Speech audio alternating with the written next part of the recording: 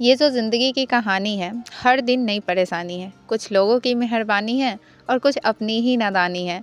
Hey friends, good morning, welcome and welcome back to my new vlog. कैसे हैं आप सब? आई होप बहुत अच्छे होंगे, अपना बहुत अच्छा वाला ध्यान भी रख रहे होंगे और बहुत ही पॉजिटिविटी के साथ अपनी प्रिपरेशन भी कर रहे होंगे। सुबह का टाइम है, मैं बैठ गई हूँ पढ़ाई करने के लिए। यहाँ पे मैंने अपना टाइमर रीसेट कर दिया है और पहले वाला जो आप टाइम देख रहे थे वो मैंने कल पढ़ाई किया हुआ था और कल मैंने अपने 7 आवर की स्टडी कंप्लीट नहीं की हुई थी। आपने तो ब्लॉग में देखा ही होगा। अभी मैं बैठ गई हूँ बायोलॉजी का क्लास करने के लिए।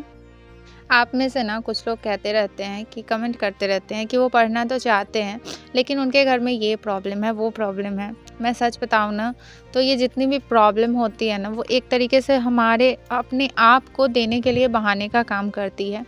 हम जैसे जैसे आपको लगता है ना कि ये प्रॉब्लम कभी ख़त्म हो जाएगा, चलो ये वक्त अगर कट जाएगा ना तो ये हमारा प्रॉब्लम जो है वो ख़त्म हो जाएगा। नहीं, ऐसा बिल्कुल भी नहीं होगा।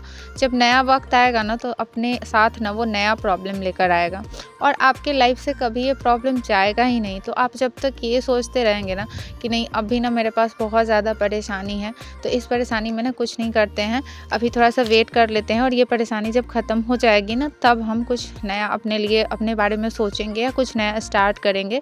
तो आपके लाइफ में वो वक्त ना कभी आएगा ही नहीं जब तक आप प्रॉब्लम में ही अपने लिए स्टैंड नहीं लोगे, नहीं सोचोगे कि नहीं चलो परेशानियाँ तो हैं ही लेकिन मुझे जो करना है वो इसी में करना है। जब तक आप ऐसा नहीं सोचेंगे ना, आपको हमेशा ही लगेगा कि मेरे लाइफ में प्रॉब्लम है।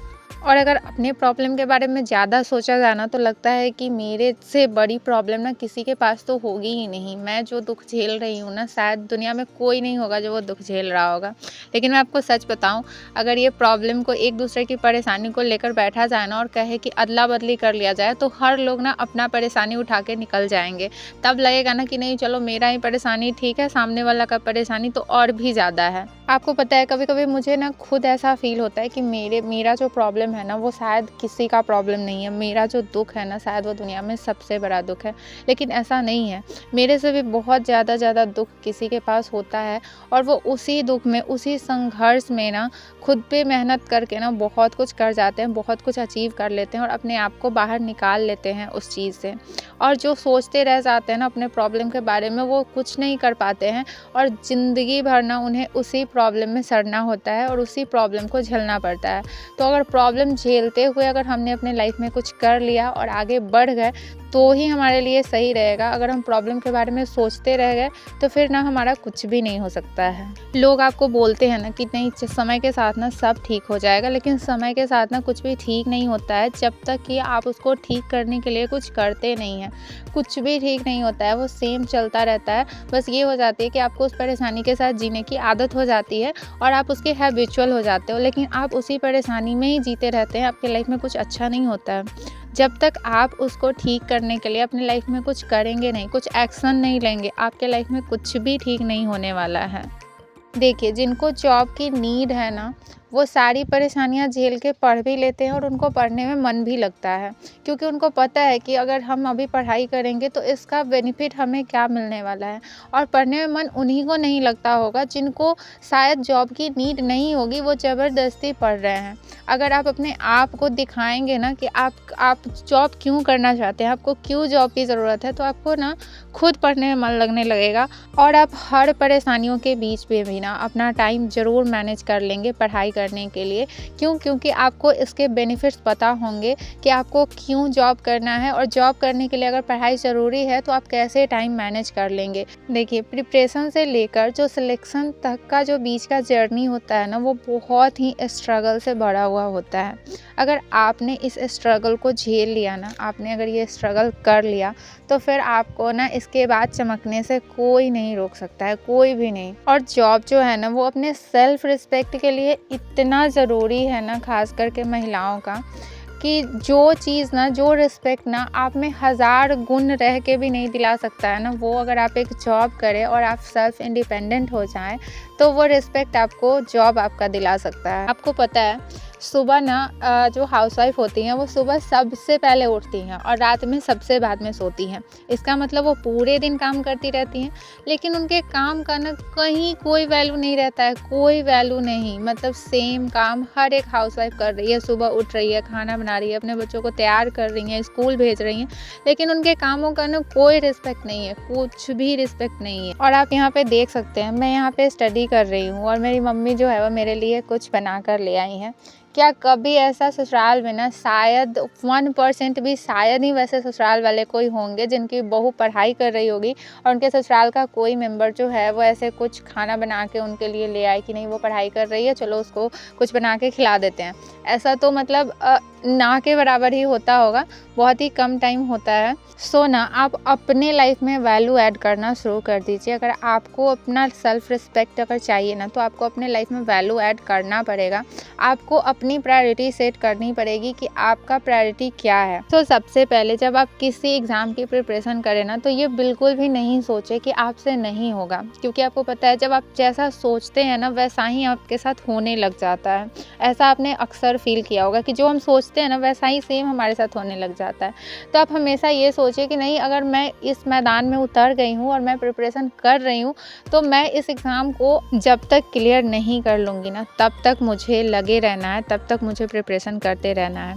कुछ लोग क्या होता है, कुछ दिन तो प्रिपरेशन करते हैं और जब 1-2 बार फेलियर देख लेते हैं ना, तो वो पीछे हट जाते हैं, गिव अप कर देते हैं कि नहीं मेरे से नहीं होगा। तो ऐसा बिल्कुल भी नहीं सोचना है। आपको पता है बहुत टाइम आपने बहुत जगह ना ये लाइन ज़रूर सुनी होगी कि सफलता का शुरुआत ही ना असफलता से होता है। तो अगर कभी लाइफ में फेलियर भी हो जाए ना, तो उससे पीछे नहीं हटना है कि आप एक दिन अगर लगे रहेंगे ना, तो एक दिन सफल ज़रूर हो जाएंगे और आपकी मेहनत ज़रूर रंग लाएगी।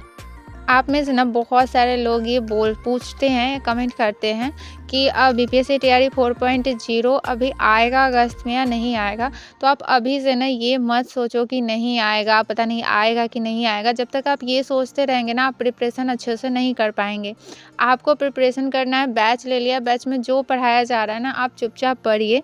और अगर आएगा तो भी ठीक है, नहीं आएगा तो भी ठीक है, आपकी प्रिपरेशन बेकार नहीं जाएगी। अगर मान लो अभी आप सोचने में टाइम वेस्ट कर देते हो और अचानक से अगस्त में जब वैकेंसी आ जाएगी, तो आप फिर उस टाइम परेशान अलग हो जाएंगे कि मेरी तो तैयारी ही नहीं है, मैं इतने कम टाइम में कैसे तैयारी करूँगी या मैं कैसे पढ़ाई करूँगी। तो उसके लिए आपको अभी से चिंता करने की ज़रूरत नहीं है।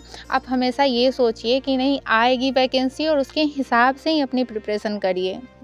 अभी ना 5 घंटे की पढ़ाई कंप्लीट करने के बाद ना मैं वासु के साथ थोड़ी देर स्कूल पे चली गई थी, वीडियो वगैरह एडिट करके अपलोड करने के लिए। और उसके बाद फिर से ना यहाँ पे 6:30 में मैं पढ़ाई करने के लिए बैठ गई हूँ। तो मैंने ना अपना बायोलॉजी और मैथ का क्लास जो है वो कंप्लीट कर लिया था। और आपको तो मैंने बताया ही है कि मैथ में ना मुझे थोड़ा सा टाइम लग रहा है, इसीलिए बहुत टाइम मेरा मैथ बनाने में लग जाता है। अभी जो सर है ना वो स्ट्रेट लाइन पढ़ा रहे हैं और स्ट्रेट लाइन के कॉन्सेप्ट जो है ना वो थोड़े बड़ा जटिल टाइप के हैं, तो मुझे थोड़ा सा टाइम लग रहा है उनको समझने में। तो बहुत ज़्यादा टाइम मेरा लग जाता है मैथ का क्लास कंप्लीट करने में। लेकिन अगर कोई क्लास अगर एक बार में समझ में नहीं आता है ना, तो उसको दोबारा देख लीजिए। जब आप दोबारा देखेंगे ना, तो आपको बहुत चीज़ें जो समझ में नहीं आई रहेंगी फर्स्ट टाइम में, वो सेकेंड टाइम में बहुत अच्छे से समझ में आ जाएंगी। यहाँ पे मैंने ना अपना थोड़ा देर ही पढ़ाई किया था, मैथ का थोड़ा सा क्लास मेरा बचा हुआ था, उसको कंप्लीट करने के बाद ना मैं खाना खाने चली गई थी। और आज ना मुझे बहुत ज़्यादा शाम में भूख लग गया था, तो फिर मैंने मम्मी को बोला कि मुझे बहुत भूख लगी हुई है। मम्मी ने तुरंत ही खाना रेडी कर दिया और खाने के बाद फिर हम लोग यहाँ पे बैठ गए थे पढ़ाई करने के लिए। तो अब भी ना मैं फिर बीएड के लिए पढ़ूँगी। और आप में से बहुत सारे लोग पूछ रहे थे कि बीएड का मैं कैसे क्वेश्चन भी आप लोगों को बता दूं कि मैं कौन कौन से क्वेश्चन की तैयारी कर रही हूं। तो मैंने बहुत टाइम बताया है कि मैं क्वेश्चन वाइज तैयारी नहीं कर रही हूं, क्योंकि बहुत तरह के क्वेश्चन आते हैं। तो अच्छा ये होगा कि हम टॉपिक वाइज पढ़ ले चीज़ों को।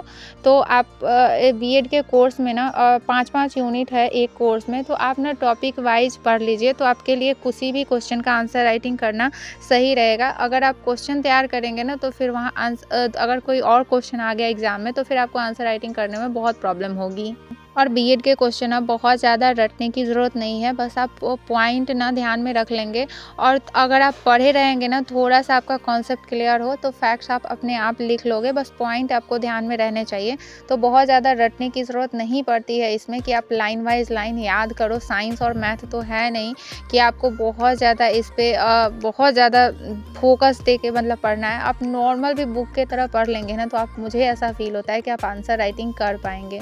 यहाँ पे ना लगभग 8:30 में मैंने लगभग 7 घंटे की स्टडी अपनी कंप्लीट कर ली है। और उसके बाद मैं यहाँ पे वासु का थोड़ा सा पैर दर्द हो रहा था, तो मैं उसको थोड़ा सा पैर दबा दूँगी और फिर थोड़ी देर फ़ोन में कुछ देखने के बाद जो है वो मैं सो जाऊँगी। तो चलिए आज के ब्लॉग को ना मैं यहीं पे एंड कर रही हूँ। वीडियो कैसा लगा कमेंट में ज़रूर बताइएगा। अच्छा लगा हो तो प्लीज़ एक लाइक कर दीजिएगा और यदि चैनल पे फर्स्ट टाइम विजिट किया हो तो प्लीज़ चैनल को सब्सक्राइब कर लीजिएगा और ऐसे ही मुझसे जुड़े रहिएगा। तब तक अपना ख्याल रखिएगा। मिलते हैं फिर नेक्स्ट वीडियो में कुछ नई बातों के साथ, कुछ नई एनर्जी के साथ। तब तक के लिए बाय बाय।